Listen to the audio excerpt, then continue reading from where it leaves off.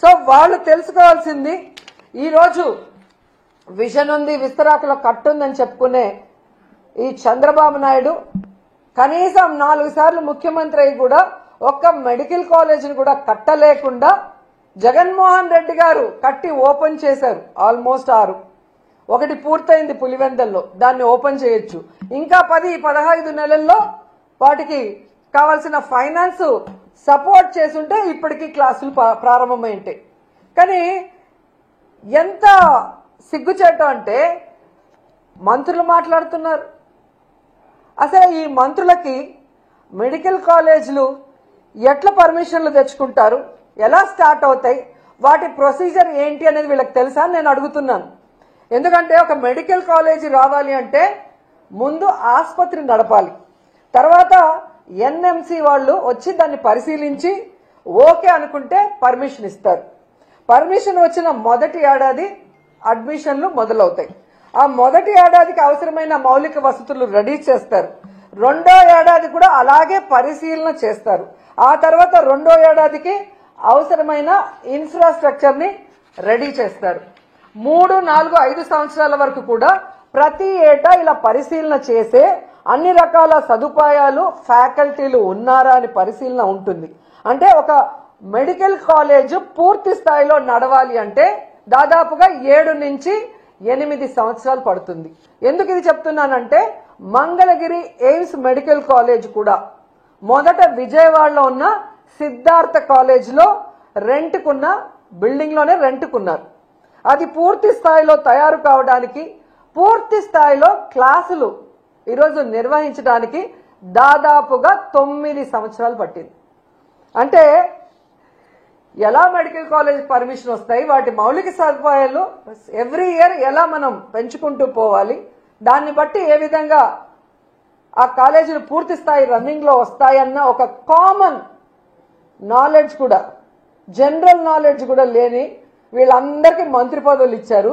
వీళ్ళు ఎంతసేపు చంద్రబాబు నాయుడిని, లోకేష్ ని మెప్పించడం కోసం, మెహర్బానీ కోసం, ఇలా మంత్రి పదవులు పదిలంగా ఉండడం కోసం సిగ్గు లేకుండా దిగజారుడిగా అబద్ధాలు, నీతిమాలిన మాటలు మాట్లాడుతున్నారు. ఇవి చూసి ప్రజలు అసహించుకుంటున్నారు. ఇలాంటి వాళ్ళక మనం ఓటేసామని. ఎందుకంటే ఈరోజు మీరు చూస్తే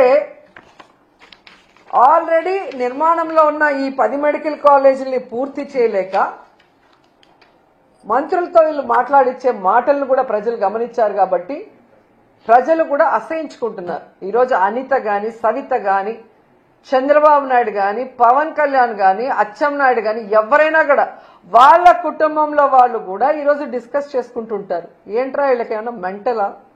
ఒక ప్రభుత్వ కాలేజీ ఉంటే పేదవాళ్ళకి మెడికల్ సీట్లు రావటమే కాకుండా ఆ వెనుకబడిన ప్రాంతంలో ఉన్న పేదలకు ఒక నాణ్యమైన వైద్యాన్ని అందించే అవకాశం ఉండి ఎందుకు ఇలాంటి పిచ్చి పనులు చేస్తున్నారని మీ బంధువులు మాట్లాడుకుంటుంటారు, మీ చుట్టుపక్కల వాళ్ళు మాట్లాడుకుంటున్నారు. గమనించండి.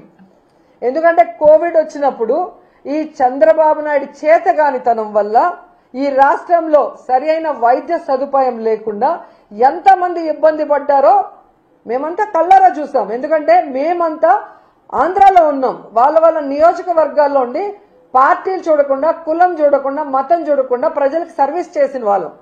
అలాంటి పరిస్థితి మళ్లీ రాకూడదనే జగన్మోహన్ రెడ్డి గారు 11 మెడికల్ కాలేజీలకి శ్రీకారం చుట్టారు.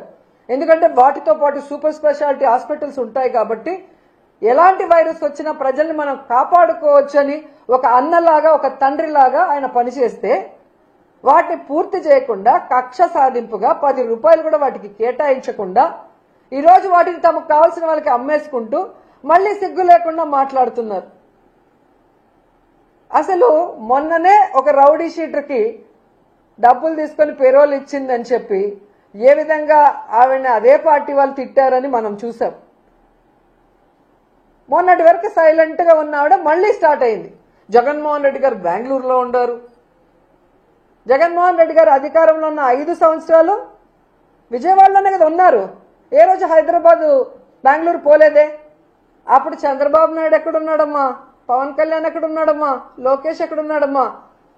ఆ 5 సంవత్సరాలు ఎక్కడున్నారమ్మా? ఏం చేస్తున్నారమ్మా మీ పార్టీ వాళ్ళు? ఈరోజు మాట్లాడుతున్నాం. ఈ రాష్ట్రంలో ప్రజలకు గాని, రైతులకు గాని, మహిళలకు గాని, మా పార్టీ నాయకులు మీ రెడ్ బుక్ రాజ్యాంగం వల్ల కష్టపడినా గాని ఇమీడియట్ గా క్షణాల్లో ఇక్కడికి జగన్ గారు వస్తున్నారు, మాకు అండగా ఉంటున్నారు. రైతులకి అండగా నిలబడి మీ మెడలు వంచి ఏ విధంగా పని చేయిస్తున్నారో ప్రజలు గమనిస్తూనే ఉన్నారు. మీరు అధికారంలో ఉండి ఈ రోజుకి కూడా సక్రమంగా మీరు లేరు విజయవాడలో. ఫ్రైడే అయితే ఎవరమ్మా హైదరాబాద్కు పోతుంది? హైదరాబాద్ పోవటానికా డిప్యూటీ సీఎం పోస్టులు, ఎడ్యుకేషన్ మినిస్టర్ పోస్టులు, రెవెన్యూ పోస్టులు, హోంమంత్రి పోస్టులు, సీఎం పోస్టులు ఇచ్చేది? ఎవరున్నారు? ఫ్రైడే అయితే పారిపోతున్నారు, ఎంజాయ్ చేస్తున్నారు వీకెండ్లలో. 5 స్టార్ హోటల్లో రూములు పెట్టుకొని ఏ విధంగా సెటిల్మెంట్ దందాలు చేస్తున్నారో మీ పచ్చ పత్రికల్లోనే వచ్చాయి. కావాలంటే ఒకసారి చదువుకోండి, మేము రాసింది కాదు, మీ పచ్చ పత్రికలు రాసాయి.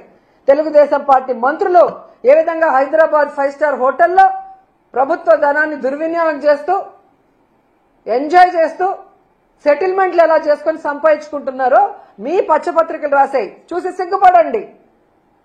మీరందరూ పారిపోవటం వల్లే ఆ రోజు, ఎంజాయ్ చేయడానికి పారిపోవటం వల్లే ఆ రోజు విజయవాడ మునిగిపోవాల్సిన పరిస్థితి వచ్చింది. సక్రమంగా ఈడ ఉండి మంత్రులు, ఆఫీసర్లకు గనక ఇన్స్ట్రక్షన్స్ ఇచ్చుంటే ఎందుకు విజయవాడ మునిగిపోయి ఉంటుంది? నిజంగా మీ మంత్రులు సక్రమంగా ఉంటే ఎందుకు ఈరోజు పొగాకు రైతులు, ఈరోజు మామిడి రైతులు, ధాన్యం రైతులు, పసుపు రైతులు, మిర్చి రైతులు ఎందుకు రోడ్ల మీదకి వస్తున్నారు? ఎందుకు ఆత్మహత్యలు చేసుకుంటున్నారు? ఈరోజు యూరియా లేదని ఎందుకు రోడ్ల మీద పడిగాపులు పడుతున్నారు? ఎండనక వాననక. అడ్డదిడ్డంగా పెరిగిన అచ్చెన్నాయుడు వ్యవసాయ శాఖ మంత్రిగా ఉండి ఈ రాష్ట్రంలో రైతుల్ని నిట్ట నిలువున ముంచేసిన దౌర్భాగ్య పరిస్థితుల్లో నువ్వుండి జగన్మోహన్ రెడ్డిని అంటావా నుయ్యో గొయ్యో చూసుకోమని?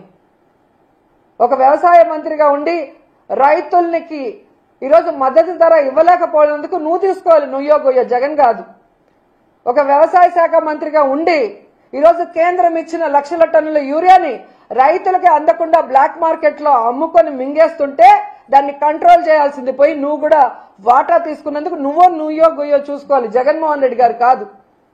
నీ నియోజకవర్గంలో ఇచ్చాపురం గణపతి అనే వ్యక్తి యూరియా దొరక్క తాను సూసైడ్ చేసుకుంటూ ఒక వీడియో, సెల్ఫ్ వీడియో పెట్టాడు.